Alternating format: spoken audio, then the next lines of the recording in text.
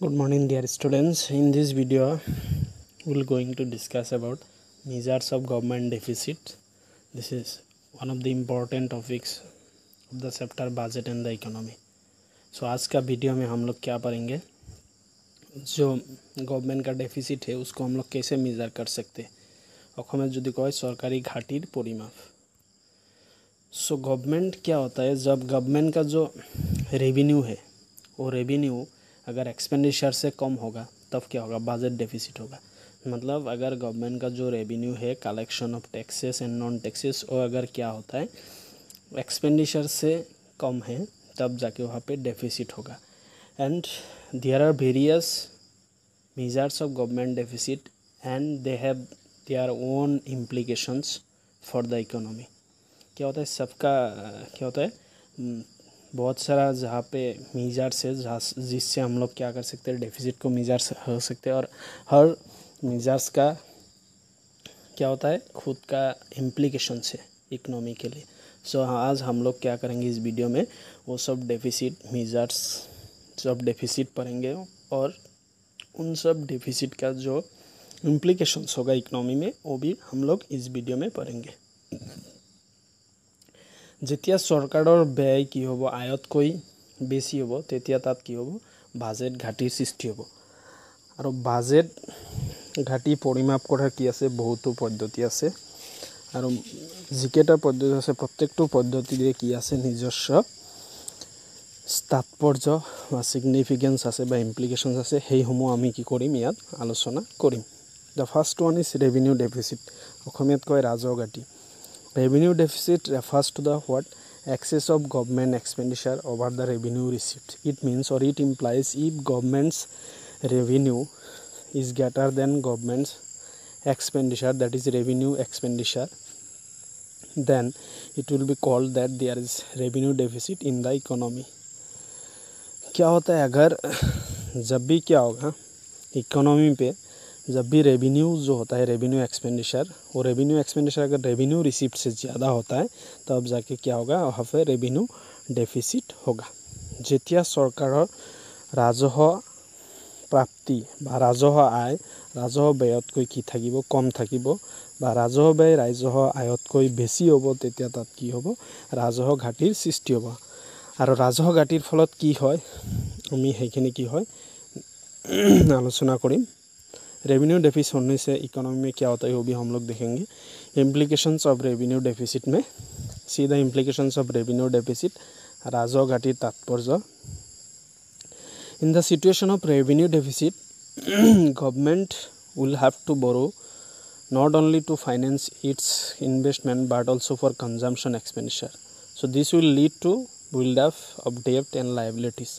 क्या होता है जब डेफिसिट होगा रेवेन्यू डेफिसिट होगा तो बेसिकली गवर्नमेंट किसके लिए बोरो करते हैं, इन्वेस्टमेंट पर्पस। बट जब भी रेवेन्यू डेफिसिट होगा तब क्या करना होगा, कंजम्पशन के लिए भी बोरो करना होगा गवर्नमेंट को।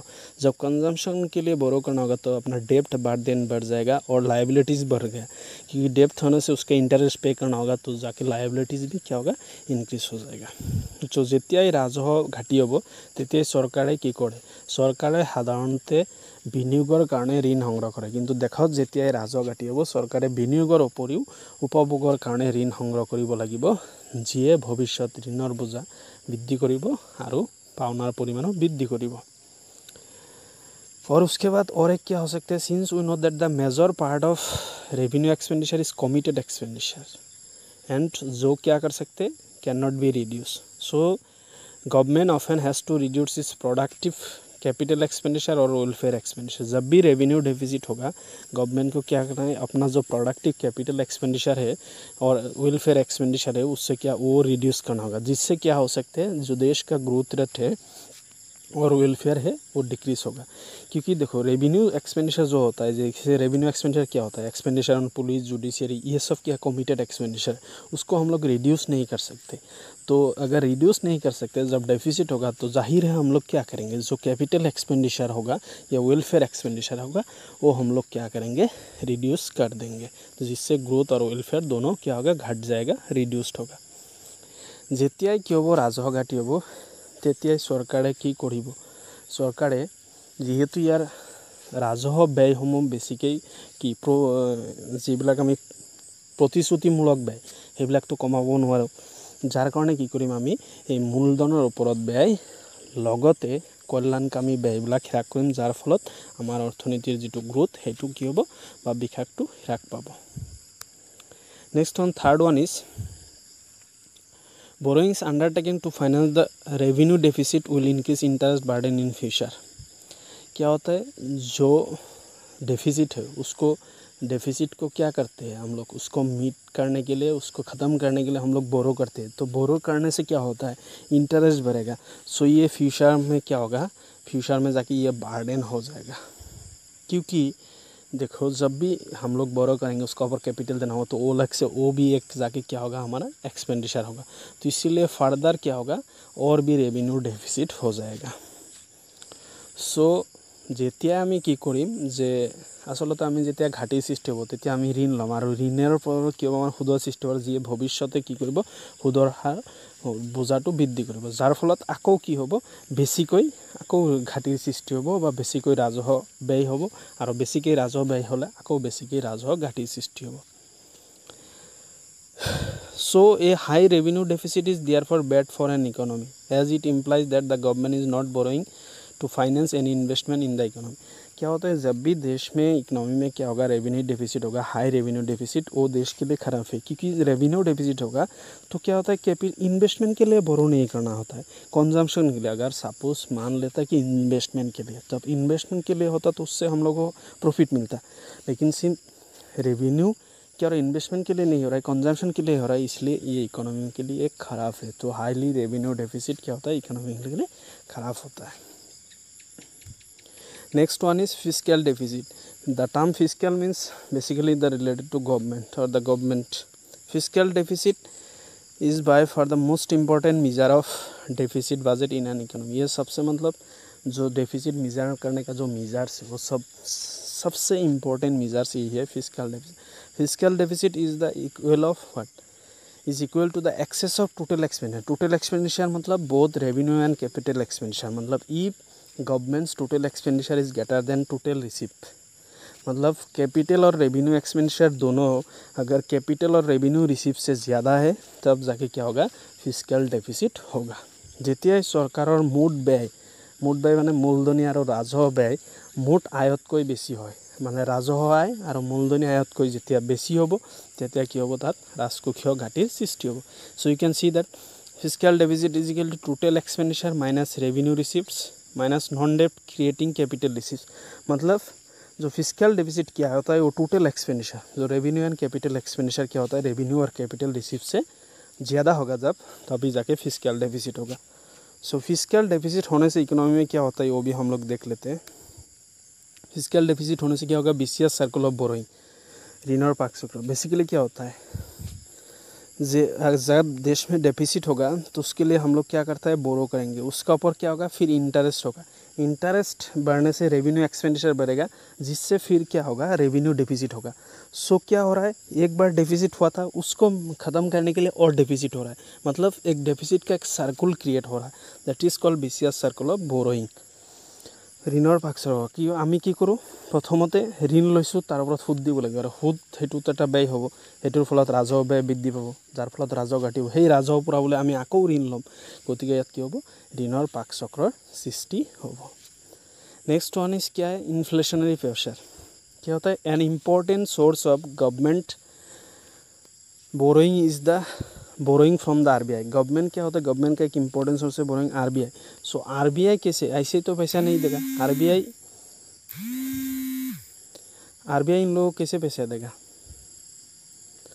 देखो, this implies deficit financing, that means meeting deficit requirements of the government. So मतलब क्या होता है, आरबीआई से बोरो करेगा, सो आरबीआई उसको मीट करने के लिए न्यू करेंसी प्रिंट करेगा। So RBI will print new currency. If new currencies are printed in an economy, then money supply will increase, which will increase the price level. So that will create और that will lead inflationary pressure in any economy. मतलब क्या होता है, जब भी RBI से बोरो करेंगे तब जाके क्या होगा, आरबीआई न्यू प्रिंट करेंसी जो है वो न्यू प्रिंट करेंगे, न्यू करेंसी प्रिंट करने के बाद क्या होगा, न्यू करेंसी जब प्रिंट होगा तब जाके देश में मनी सप्लाई बढ़ेगा, जिससे प्राइस लेवल क्या हो जाएगा, इंक्रीज हो जाएगा, जिसको बोलते हैं inflationary pressure. Next one is increases foreign dependence.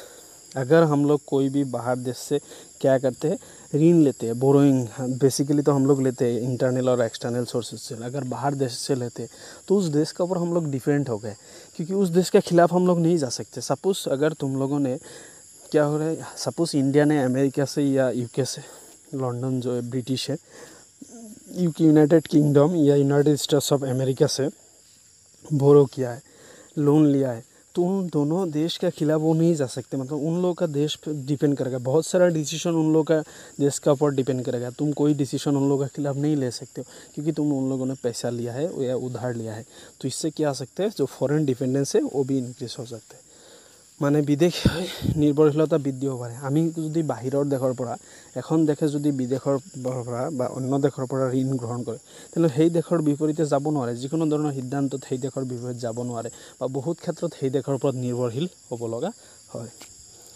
और एक क्या हो सकते हैं, economic burden for future generation. भविष्यत प्रजन्मर कारण की करे अर्थनैतिक बोझा सृष्टि करे। Borrowing implies what, buildup of economic burden for the future generation. Because अगर बोरो किया है, सपोज तो बोरो किया है इस जनरेशन ने, लेकिन इस जनरेशन उसको रिपे नहीं किया, तो नेक्स्ट जनरेशन जो है फ्यूचर जनरेशन, उसको क्या होगा, इसका लोन चुकाना होगा या इंटरेस्ट देना होगा।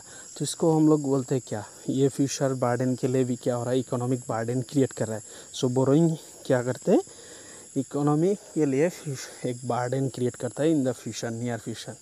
কি কৰা হয়, ভৱিষ্যত প্ৰজন্মৰ কাৰণে বোজা সৃষ্টি কৰা, যে আমি ঋণ গ্ৰহণ কৰিলোঁ, কিন্তু সেই ঋণটো এটা প্ৰজন্মৰ মানুহে গ্ৰহণ কৰিলে, সেই প্ৰজন্মৰ মানুহে কি কৰিলে, সেইটোক আকৌ পৰিশোধ কৰিব নোৱাৰিলে। গতিকে এইটো নেক্সট প্ৰজন্মই সেইটো দিব লাগিব, ভৱিষ্যত প্ৰজন্মই, যাৰ কাৰণে ভৱিষ্যত প্ৰজন্মৰ কি হ'ব, ঋণৰ বোজা বৃদ্ধি হ'ব। Next one is primary deficit. Primary deficit equals to fiscal deficit less interest payment. मतलब if we deduct the interest payment from the fiscal deficits, then we get the primary deficit. It means primary deficit is the actual deficits of an economy, क्योंकि जो interest है वो तो हम लोगों ने loan लिया था इसके लिए इंटरेस्ट हुआ, बोरो किया था इसके लिए इंटरेस्ट हुआ। सो इंटरेस्ट तो हमारा ओरिजिनली क्या डेफिसिट नहीं है, एक्चुअल डेफिसिट में नहीं है। सो एक्चुअल डेफिसिट कब होगा, जब हम लोग इंटरेस्ट पेमेंट माइनस करेंगे फिस्कल डेफिसिट से, तब देश का इकोनॉमी का एक्चुअल डेफिसिट मिलेगा, जिसको हम लोग बोलते हैं प्राइमरी डेफिसिट। प्राथमिक घाटी হৈছে মানে কি, যেতিয়া আমি ৰাজকোষীয় ঘাটিৰ পৰা সুদ পৰিশোধৰ পৰিমাণখিনি বাদ দিম, তেতিয়া আমি যি পাম তাক আমি কি বুলিম, প্ৰাথমিক ঘাটি। আৰু প্ৰাথমিক ঘাটি হৈছে কি, একচুৱেল মানে মূল ঘাটি, প্ৰকৃত ঘাটি বুলি কোৱা হ'ব অৰ্থনীতিখনৰ। কাৰণ সুদক যেতিয়া আমি ৰাজকোষীয় ঘাটিৰ পৰা মাইনাছ কৰিম, তেতিয়া আমি অৰ্থনীতিখনৰ প্ৰকৃত ঘাটি পাম, আৰু এই প্ৰকৃত ঘাটিকে কি বুলি কয়, প্ৰাথমিক ঘাটি বুলি কোৱা হয়। एंड उसका कुछ सिग्निफिकेंस ऐसे है, प्राइमरी डेफिसिट इंडिकेट्स, गवर्नमेंट को क्या इंडिकेट करता है, how much government borrowing is going to meet expenses other than interest payment. मतलब इंटरेस्ट पेमेंट को छोड़ के बाकी कितना मतलब बोरोइंग है उसको मीट करना है, एक्सपेंसेस करना है, मीट करना है, जितना अमाउंट बोरो है ऑलरेडी बोरोइंग किया है, वो एक्चुअल जो मेजर वो प्राइमरी डेफिसिट देता है। और ये रियल बार्डन ऑफ द गवर्नमेंट भी दिखाता है, because it excludes the interest burden on loans taken in the past। मैंने बोला ही था पहले, मतलब high primary deficit indicates fiscal irresponsibility of the government. अगर प्राइमरी डेफिसिट बहुत ज़्यादा है, इसका मतलब जो फिस्कल गवर्नमेंट का जो फिस्कल डिसिप्लिन है उसको इरेस्पॉन्सिबल बोलते हैं, क्योंकि इतना अगर प्राइमरी डेफिसिट हाई हो गया। सो एक्चुअल बार्डन दिखाता है, इकोनॉमी का एक्चुअल बार्डन या एक्चुअल बोरोइंग कितना है, ये प्राइमरी डेफिसिट देता है। यहाँ से एक इंपॉर्टेंट क्वेश्चन हर एग्जाम में आता है, what does zero primary deficit indicates. So I am giving here, zero primary deficit indicates fiscal deficit is equal to interest payment. So it thus indicates how much government borrowing is going to finance expenses other than interest payment. मतलब other than interest payment से और कितना amount government को क्या करना होगा, expense करना होगा, फाइनेंस करना होगा, वो दिखाता है। और ये क्या इंडिकेट करता है, जो fiscal deficit is equal to interest payment, zero primary deficit. ইয়াত এটা কুৱেশ্যন হ'ব পাৰে যে শূন্য প্ৰাথমিক ঘাটিয়ে কি বুজায়। শূন্য প্ৰাথমিক ঘাটিয়ে কি বুজায়, শূন্য প্ৰাথমিক ঘাটিয়ে এইটোৱে বুজায় যে ৰাজকোষীয় ঘাটি কি হ'ব, সুদ পৰিশোধৰ সমান হ'ব যেতিয়া প্ৰাথমিক ঘাটি শূন্য হ'ব তেতিয়া মানে ৰাজকোষীয় ঘাটি আৰু সুদৰ পৰিশোধ কি হ'ব সমান হ'ব হেতুকে নিৰ্ভৰ কৰে লগত আৰু কি নিৰ্ভৰ কৰে যে চৰকাৰে সুদৰ বাহিৰে আৰু কিমান টকা পৰিশোধ কৰিব লাগিব আৰু যেতিয়া প্ৰাথমিক ঘাটিটো আসলতে কি প্ৰকৃত দেশৰ অৰ্থনীতি এখনৰ প্ৰকৃত ঘাটিক নিৰ্ধাৰণ কৰে ই এটা যেটো ৰিয়েল বাৰ্ডেন প্ৰকৃত যেটো বুজা অৰ্থনীতি এখনৰ কৰ ঘাটিৰ বুজা হেতু আসলে নিৰ্ধাৰণ কৰে বুঝছা okay so these are the probable questions of today's topic 4 questions are there तुम लोग देख लेना क्या क्या क्वेश्चंस है सो ये सब क्वेश्चंस के आंसर सॉल्व करने के लिए ट्राई कर लेना अगर कुछ डाउट है या कुछ प्रॉब्लम रहता है तो कमेंट में बॉक्स में जाके कमेंट दे सकते हो okay thank you in the next class we will discuss the merits or next video we will discuss the merits and demerits of direct and indirect tax till that thank you